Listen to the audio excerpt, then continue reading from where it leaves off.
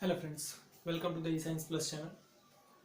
Previous 11th के basic chemistry के lecture में हमने केमिस्ट्री की ब्रांचेस डिस्कशन की थी और न्यूक्लियस में क्या होगा और न्यूक्लियस के सराउंडेड क्या होगा वो सब हमने डिस्कशन किया था।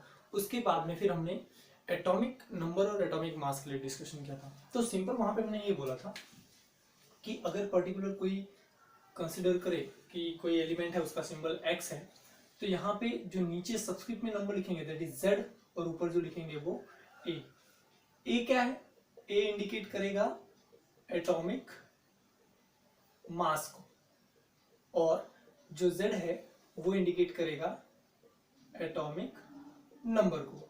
तो अब यहाँ पे जो डिस्कशन है वो ये है कि कितने सारे एलिमेंट्स है जो हमें पता है।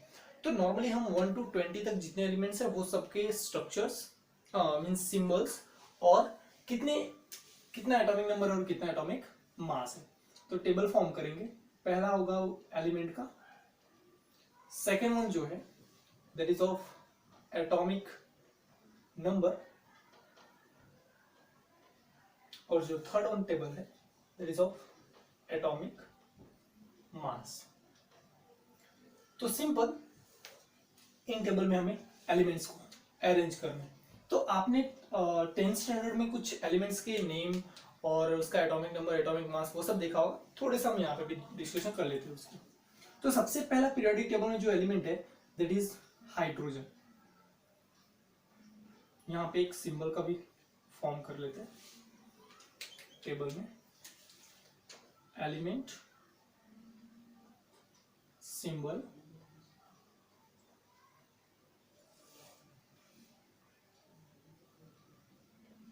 and then the atomic number atomic mass। तो एलिमेंट में जो फर्स्ट है दैट इज ऑफ हाइड्रोजन। पहला एलिमेंट कौन सा है? हाइड्रोजन। और हाइड्रोजन का सिंबल क्या होगा? H होगा। हाइड्रोजन का जो एटॉमिक नंबर है वो भी एटॉमिक नंबर कितना होता है? 1 होता है और उसका जो एटॉमिक मास है वो भी कितना होता है? 1। मींस इसका सिंबल रिप्रेजेंटेशन कैसा होगा? रिप्रेजेंटेशन कैसा होगा? कैसे रिप्रेजेंट करेंगे इसको?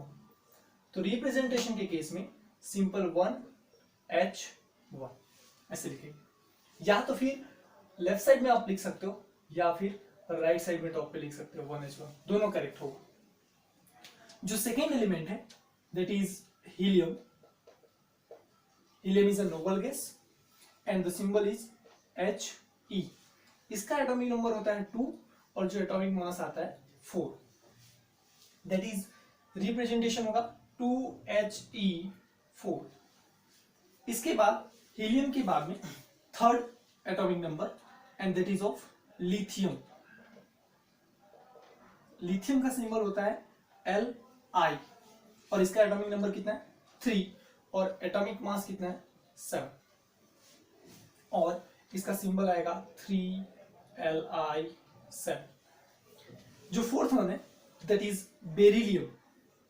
बेरिलियम बेरिलियम का सिंबल होता है B, इसका एटॉमिक नंबर 4 और एटॉमिक मास होता है 9। तो 4Be9। इसके बाद में फिफ्थ वन आएगा and fifth one is boron. Boron का सिंबल होता है B और एटॉमिक नंबर उसका होता है 5 और एटॉमिक मास उसका होगा 11। तो कितना आएगा? सिंबल क्या होगा? 5B11। नाउ इसके बाद में फिर कार्बन। कार्बन का सिंबल आपको पता है C होता है, एटॉमिक नंबर उसका 6 होता है और एटॉमिक मास उसका कितना होता है? 12। तो 6C12। फर्दर नाइट्रोजन है, नाइट्रोजन का होगा N, 7 आता है, एटॉमिक मास 14 होता है तो 7N14।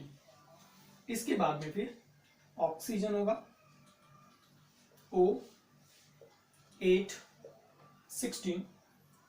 O816। फिर ऑक्सीजन के बाद में आता है fluorine. Fluorine is a noble gases, F से इंडिकेट करते हैं। इसका एटॉमिक नंबर है 9 और एटॉमिक मास जो है वो है 90। That is 9F19। इसके बाद में फिर आएगा नियॉन। नियॉन का सिंबल होता है Ne, ये भी नोबल गैसेस है और इसका एटॉमिक नंबर होता है 10 और एटॉमिक मास होता है 20, तो 10Ne20, that will be representation. Further अगर 11 to 20 में देखें तो इसके बाद में फिर ऐसे ही 11th और 20 भी आएंगे, उसमें से हम देख लेते, कुछ डिस्कशन कर लेते थोड़े बहुत। तो जो फर्स्ट वन है that is of sodium.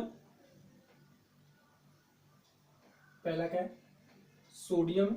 Sodium का सिंबल होता है Na, इसका एटॉमिक नंबर 11 और एटॉमिक मास होता है 23। तो रिप्रेजेंटेशन कैसा होगा? 11Na23। जो 12 है that is of magnesium. Magnesium का होता है सिंबल Mg, एटॉमिक नंबर होता है 12 और एटॉमिक मास होता है 24, तो 12Mg24। इसके बाद में फिर आता है एल्यूमिनियम। एल्यूमिनियम का सिंबल होता है Al और इसका एटॉमिक नंबर होता है 13 और एटॉमिक मास होता है 27, तो that will be 13 aluminium 27। Further 14 पे आएगा सिलिकॉन। सिलिकॉन का सिंबल होता है Si, इसका एटॉमिक नंबर 14 और एटॉमिक मास 28, तो 14Si28। इसके बाद में फिर आएगा फॉस्फोरस। फॉस्फोरस का सिंबल होता है P, atomic number 50, atomic mass 31, तो 15 फॉस्फोरस 31। इसके बाद में फिर आएगा सल्फर। सल्फर का सिंबल होता है S, 16 होता है उसका एटॉमिक नंबर, 32 होगा एटॉमिक मास, तो 16 सल्फर 32। सल्फर के बाद में फिर 17 दैट इज क्लोरीन। क्लोरीन का सिंबल होता है Cl, इसका एटॉमिक नंबर 17 और एटॉमिक मास इसका होता है 35.5, बट नॉर्मली हम यहाँ पे जो इंडिकेट करते हैं वो इंडिकेट करते हैं 17Cl35, तो 0.5 भी यूज कर सकते हैं।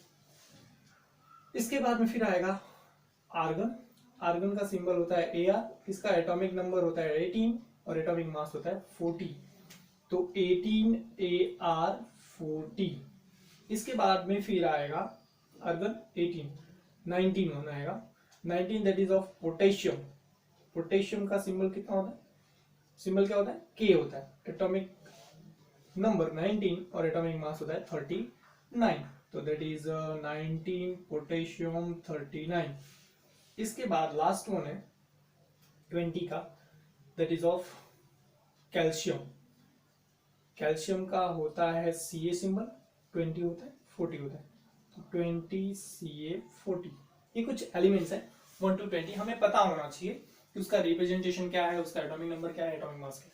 तो 1 to 20 में आपने एक चीज देखा होगा, बहुत सारे एलिमेंट्स ऐसे देखने को मिलेंगे जिसका एटॉमिक नंबर और एटॉमिक मास कंपैरिजन में ऑलमोस्ट डबल है, और खास करके ये इवन नंबर के केस में देखने को मिलेगा मैक्सिमम। बाद में ऑड नंबर के लिए देखें तो ऑड नंबर के लिए क्या होगा, वहां पे ऑलमोस्ट डबल करके +1। फॉर एग्जांपल हाइड्रोजन और के लिए तो 1 1 है, यहाँ पे 2 4 हो गया, 2 2 जा 4 डबल किया, 3 2 जा 6 7 ऑड नंबर है, 4 9 एक ये है, ठीक, डबल करके +1, जबकि इवन है लेकिन तो भी यहाँ पे हमने डबल नहीं रखा। 5 2 जा 10 +11, 6 2 जा 12, 7 के केस में ऐसा है यहाँ पे, तो एक ये केस और एक ये केस। बाकी सब देखो 8 2 जा 16, 9 2 जा 18 +1 19, 10 2 जा 20, 11 2 जा 22 23 हो गया, 12 2 जा 24, 13 2 जा 26 +1, 15 2 जा 30 31, 17 2 जा 34 35.5, 19 2 जा 38 38 +1 और 18 2 जा 36 होता है, तो एक यहाँ आर्गन की केस 20 2 जा 40 मींस ऑलमोस्ट ऐसी कंडीशंस है जहां पे हम प्रॉपर्ली याद कर सकते हैं। मैं फर्दर आपको बताऊंगा भी कि पीरियोडिक टेबल हमें लर्न कैसे करना है। उसमें से हम जैसे ही हम पी ब्लॉक सारे ब्लॉक रीड करना स्टार्ट करेंगे पीरियोडिक टेबल का पूरा, तो वहां पे बहुत सारे एलिमेंट्स का हम डिस्कशन करेंगे कैसे पीरियोडिक टेबल को लर्न करना है। तो फिलहाल ये नोट डाउन कर लो।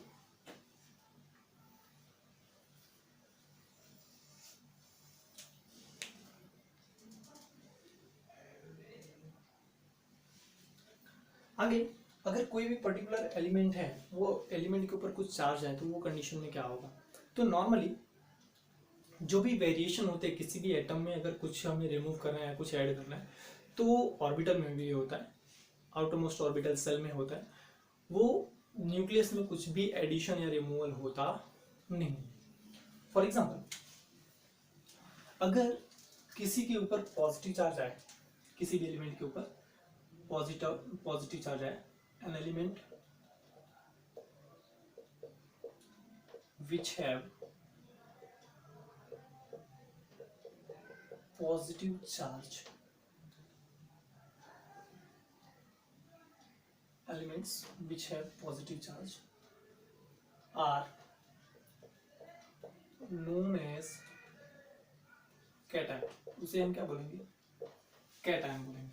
ठीक, कैटायन का मतलब किसी भी एलिमेंट के ऊपर positive charge. For example Na plus H plus Cl K plus, okay, Ca plus 2, अलग अलग चार्जेस, +1 +2 +3, वो फर्दर हम डिस्कशन करेंगे ये कैसे आया, क्यों आया, रीजन क्या है उसका। Second, n elements, n remove कर दो, elements which have negative charges are known as anions। उसे हम क्या बोलेंगे? एनायन बोलेंगे। मतलब पॉजिटिव चार्ज वाले को कैटायन और नेगेटिव चार्ज वाले को anion. For example Cl minus,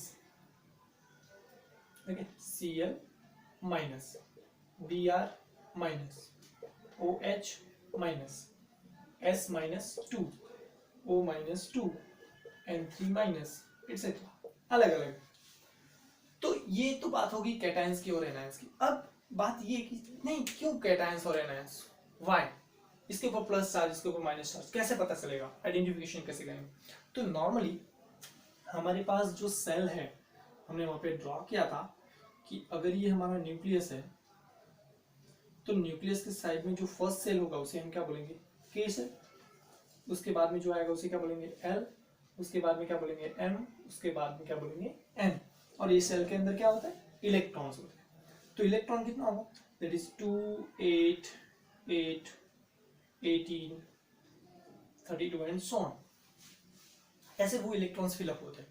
तो इसको हम बोलेंगे सिंपल इलेक्ट्रॉनिक कॉन्फ़िगरेशंस। अब वहां पे जो सेल का इलेक्ट्रॉन फिलअप हो रहा है, अगर हम सोडियम के लिए देखें तो Na के पास में टोटल 11 इलेक्ट्रॉन्स हैं। 11 इलेक्ट्रॉन्स, तो इसको फिलअप कैसे करेंगे? 2,8, 2,8, इसके बाद में बचा कितना? 1। अब ये 1 इलेक्ट्रॉन तो बचे इसके पास में, तो ये लास्ट में सिंगल इलेक्ट्रॉन है। अब इसको कंप्लीट करने के लिए कितने इलेक्ट्रॉन चाहिए? 7 इलेक्ट्रॉन चाहिए। या तो वो 7 इलेक्ट्रॉन गेन करे, या तो 7 इलेक्ट्रॉन लॉस करे, 1 इलेक्ट्रॉन लॉस करे। 7 गेनिंग और 1 लॉस। तो कौन सा वर्क करेगा? कोई भी पर्सन वही वर्क करना चाहता है जिसमें लेस एनर्जी रिक्वायर्ड हो। तो इसके लिए ये एक इलेक्ट्रॉन क्या करेगा? लॉस करेगा। when element lose its electron,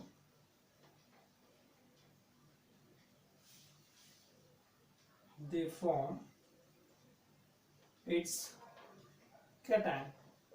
वो अपने कैटायन फॉर्म करते हैं। जैसे Na लॉस करेगा तो क्या फॉर्म हो जाएगा? Na plus. ऐसी कंडीशन में उसका इलेक्ट्रॉनिक कॉन्फ़िगरेशन 2 और 8।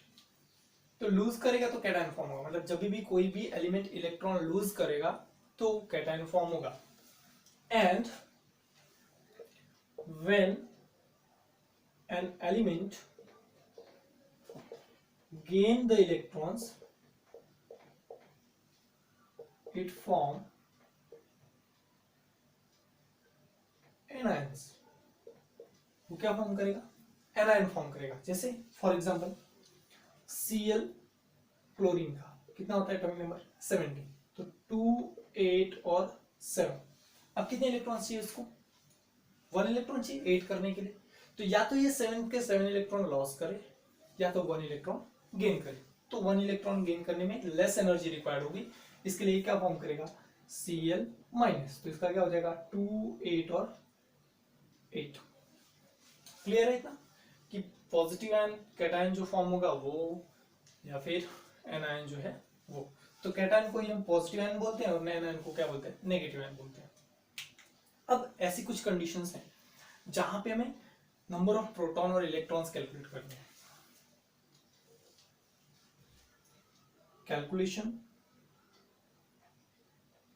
Of electron, proton and neutron in following species. एक दो न्यूमेरिकल डिस्कशन करेंगे यहाँ पे, ज्यादा कुछ डिस्कशन करने वाले नहीं। अब इलेक्ट्रॉन, प्रोटॉन और न्यूट्रॉन कैलकुलेट करने। फॉर एग्जांपल सबसे पहले Na के लिए कंसीडर करते हैं, है ना।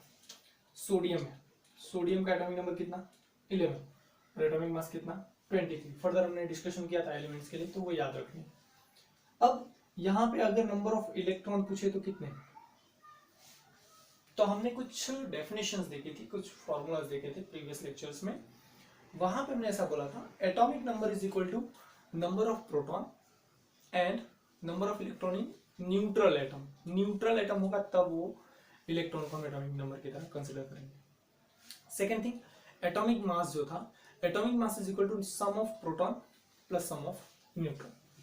तो यहां पे अगर हम प्रोटॉन के लिए बोले, सबसे पहले प्रोटॉन के लिए देखें, तो प्रोटॉन कितना होगा 11 होगा एटॉमिक मास नीचे। ओके, अब इसके बाद में फिर अगर ये एलिमेंट देखे तो एलिमेंट कैसा है, न्यूट्रल है, तो इलेक्ट्रॉन भी कितने होंगे 11 ही होगा। अब बात करते हैं हम न्यूट्रॉन की। न्यूट्रॉन कैसे कैलकुलेट करते हैं, तो सिंपल जो हमने फॉर्मूला देखा था, वो फॉर्मूला क्या था, एटॉमिक मास को इंडिकेट करते ए से is equal to number of proton और atomic number Z plus number of neutron. Z क्या है, Z है एटॉमिक नंबर, N क्या है नंबर ऑफ न्यूट्रॉन्स।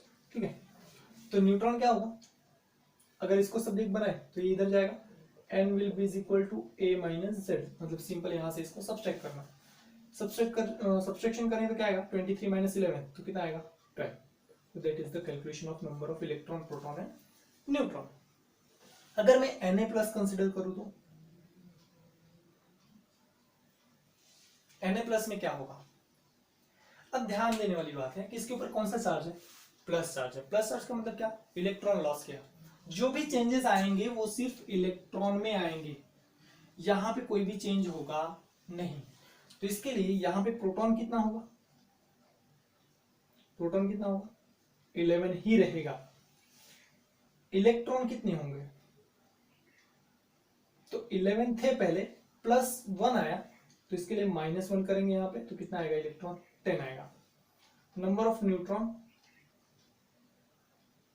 अब इसका एटॉमिक नंबर और नंबर ऑफ प्रोटॉन कितना था, नंबर ऑफ प्रोटॉन थे इसके कितने थे, Na का 11 ही है, तो न्यूट्रॉन में कितने रहने वाले 12 ही रहने वाले, वहां पे कोई चेंज होगा नहीं। चेंज कहां होगा, सिर्फ और सिर्फ इलेक्ट्रॉन में।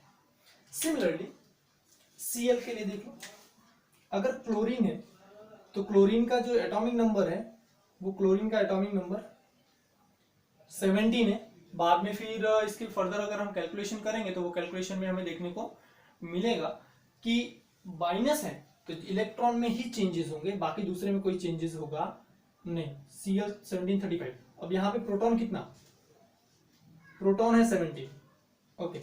इलेक्ट्रॉन कितना, तो इलेक्ट्रॉन भी कितना होगा 17 ही होगा। अगर हमें न्यूट्रॉन के लिए कैलकुलेशन कर देखनी है तो हम क्या करेंगे, यहां से इसको क्या करें सब्सट्रैक्ट कर दें, माइनस कर दें, तो 35 माइनस 17 तो कितना आएगा 18 आएगा। इस तरह से हमें कैलकुलेशन करनी है। अगर ये Cl माइनस है तो, अगर ये Cl माइनस होगा तो यहां पे प्रोटॉन कितने होंगे 17 ही रहने वाला है। इलेक्ट्रॉन कितने होंगे 17 थे, माइनस का मतलब क्या, इलेक्ट्रॉन गेन कर रहे हैं ना, when element gain the electron it forms anions, तो माइनस चार्ज फॉर्म होगा। तो इसके लिए 17 और प्लस 1 तो कितना हो जाएगा 18, और नंबर ऑफ न्यूट्रॉन कितने रहने वाले यहाँ पे, तो जितने थे उतने 18 ही रहने वाले। ठीक है, तो ऐसे हमें कैलकुलेशंस करने हैं। अब मैं कुछ आपको दूंगा वर्क और असाइनमेंट बोल लो आप, आपको कैलकुलेशन करने हैं नंबर ऑफ इलेक्ट्रॉन, प्रोटॉन और न्यूट्रॉन के, and that is boron B+3, nitrogen N3-, O2, F-1, Ca+2, K+1, K, Ca, okay that's it. इतना ट्राई करो, इतने में आपको कैलकुलेशंस करने और साथ में उसके नंबर ऑफ इलेक्ट्रॉन, प्रोटॉन और न्यूट्रॉन फॉर्म करना। इसके बाद हम डिस्कशन करेंगे कि कितने टाइप के जो कैटायंस है वो होते हैं और कितने टाइप के एनायंस होते हैं।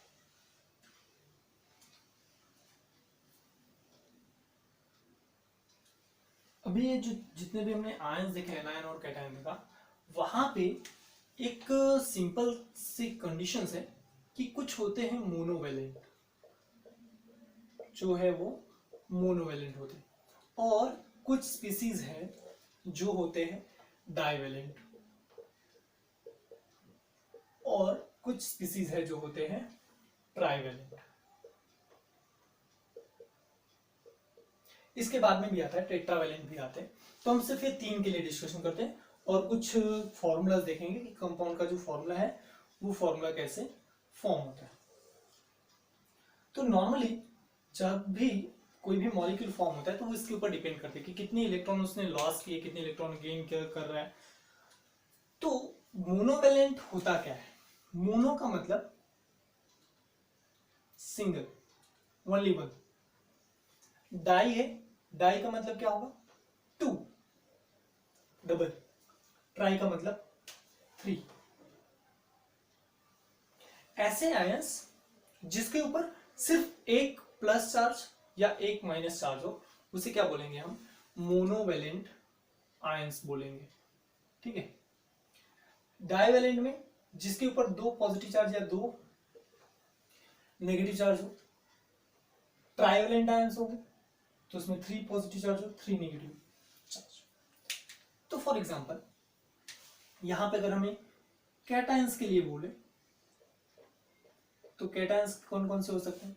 तो simplest one H plus Li plus Na plus K plus, इसके बाद में फिर H plus Li plus Na plus K plus Rb plus CS plus etcetera. Rb मतलब रुबिडियम, CS का मतलब सीजियम। ये तो कैटायंस हो गए। अब अगर हम एनायंस को देखें तो एनायंस का मतलब नेगेटिव चार्ज वाले, तो वहां पे क्या आएगा? Cl minus, Br minus, I minus, F minus etcetera, और भी बहुत सारे। अब यहां पे जब आप कंडीशंस देखोगे कि मॉलिक्यूल कैसे फॉर्म होंगे, तो नॉर्मली जो डाइवेलेंट और ट्राइवेलेंट है वो चार्जेस के ऊपर से मॉलिक्यूल फॉर्म होता है। तो मॉलिक्यूलर फॉर्मेशन क्या होगा? Molecule formation, molecule formation. तब यहां पे जो कंडीशंस हैं वो कंडीशंस किसके लिए होगी? अगर H प्लस है और उसके साथ में Cl माइनस को कंबाइन करें तो दोनों का अपोजिट चार्ज जो है ना वो आपस में मल्टीप्लीकेशन होगा। आपस में मल्टीप्लीकेशन मतलब सबस्क्रिप्ट में मल्टीप्लीकेशन होगा। कैसे? यहाँ पे कितना है? +1। हमने 1 लिखा नहीं है बट प्लस कितना है? 1 ही। यहाँ पे क्या है? -1। तो आप -1 मेंशन करो या मत करो, सिर्फ माइनस लिख दो, दोनों सेम होता है। तो अगर हम इसका क्रॉस मल्टीप्लीकेशन करें तो क्या फॉर्म होगा? हमारा फॉर्मूला क्या फॉर्म होगा? HCl फॉर्म होगा। H का 1 और Cl का 1, दोनों का आपस में क्रॉस मल्टीप्लीकेशन करें, इसका मल्टीप्लीकेशन हम यहाँ पे और इसका मल्टीप्लीकेशन हम यहाँ पे, तो HCl फॉर्म होगा। अब ये HCl जो है उसका नेम क्या आएगा? That is hydrochloric, hydrogen chloride. जिसको हाइड्रोक्लोरिक एसिड के नाम से भी हम जानते हैं। सेम Na+1 है, +1 है, और Br माइनस है, तो यहाँ पे भी +1 है और यहाँ पे भी -1। 1 का मल्टीप्लीकेशन Br में, 1 का मल्टीप्लीकेशन Na में, तो मॉलिक्यूलर फॉर्मूला क्या फॉर्म होगा, NaBr। तो ये हमारा क्या हो गया फॉर्मूला। तो Na क्या है, सोडियम, Br क्या है, ब्रोमीन, तो सोडियम ब्रोमाइड, सोडियम ब्रोमाइड। ठीक है, ऐसे आप बहुत सारे फॉर्मूला इसमें से फॉर्म कर सकते हो। अब बात करेंगे डाइवेलेंट आयंस की। तो डाइवेलेंट के केस में क्या होगा, जो कैटायंस है वो कैटायंस कौन से, तो Ca+2, Ba+2, Sr+2, Be+2 etcetera, और भी बहुत सारे। और जो एनायंस है वो एनायंस कौन से होंगे, S-2, O-2, then SO4-2, SO3-2। Okay, ये कंबाइंड मॉलिक्यूल के फॉर्म में है। इसमें भी सेम ऐसे ही NO3- आता है, OH- आता है, NO2- आते हैं, और भी बहुत सारे। तो अगर यहाँ पे मॉलिक्यूल फॉर्मेशन के लिए बोले तो, मॉलिक्यूल फॉर्मेशन अगर यहाँ पे बोले तो क्या होगा, तो सिंपल, अगर Ca+2 और SO4-2, तो दोनों का चार्ज सेम है, कैंसिल हो जाएगा, तो प्रोपोर्शन क्या आएगा, CaSO4, Ca का Ca और SO4 का SO4, तो CaSO4 that is calcium sulphate. अब ये तो समझ में आ गया कि इक्वल चार्ज वाले। अगर अपोजिट कंसीडर करें तो फॉर एग्जांपल K+ और SO4-2, तो यहाँ पे 1 है और यहाँ पे 2 है, तो 2 का मल्टीप्लीकेशन कहाँ हो जाएगा, K में, और 1 का मल्टीप्लीकेशन SO4 में, तो फॉर्मूला क्या आएगा, K2SO4 that is potassium sulphate, potassium sulphate. ठीक है, ऐसे ही आप फॉर्मूला फॉर्म कर सकते हो। अब ट्राइवेलेंट के लिए डिस्कशन करें, तो ट्राइवेलेंट में जो कैटायंस है वो कैटायंस कौन कौन से आएंगे, तो यहां पे जो कैटायंस है that is Al+3, Ti+3, B+3, Ga+3 gallium etcetera, और ये बहुत सारे। क्रोमियम भी आता है, Cr+3, ठीक है, Fe+3, और भी बहुत सारे हैं जो ट्राइवेलेंट वाले कैटायंस हैं, जो 3 इलेक्ट्रॉन को लॉस कर सके। अगर हम एनायन के लिए देखें, एनायंस के केस में PO4-3, N3-, और भी बहुत सारे जो -3 नेगेटिव चार्ज रखते हैं। तो यहां पे कैसे फॉर्म होगा, तो सिंपल, अगर N3- है तो Fe3N हो जाएगा, या फिर सिंपल जैसे ये रेशियो लेके हम फॉर्म करें वैसे ही हम कंपाउंड फॉर्म कर सकते हैं। अब एक और इंपॉर्टेंट बात, किसी भी एटम के ऊपर अगर पॉजिटिव चार्ज है तो उसके नेम में हम लगाते IUM, आयंस। ठीक है, याद रखना है। किसी भी एलिमेंट के ऊपर अगर पॉजिटिव चार्ज है तो उसमें हम क्या लगाएंगे, सफिक्स पीछे IUM, और अगर किसी के ऊपर माइनस नेगेटिव चार्ज है तो उसके नेम में हम लगाते हैं IDE, आयंस। तो पॉजिटिव के लिए IUM और नेगेटिव के लिए IDE। और NO3- दैट इज नाइट्रेट, ये क्या होता है, नाइट्रेट, और NO2- जो है ये होता है नाइट्राइट। सेम ऐसे SO4-2 है, इसको हम बोलते हैं सल्फेट, लेकिन जो SO3-2 है इसको हम बोलते हैं सल्फाइट। सिमिलरली S-2 जो है इसको हम बोलते हैं सल्फाइड। जैसे केमिकल फॉर्मूला लिखते हैं तो वहां पे हमें ये काम लगेगा। तो ये ध्यान रखना है, कुछ टर्म ऐसे जो इंटर रिलेटेड होते हैं, तो नाइट्रेट, नाइट्राइट, सल्फेट, सल्फाइड और सल्फाइड। ओके, नोट डाउन कर लो।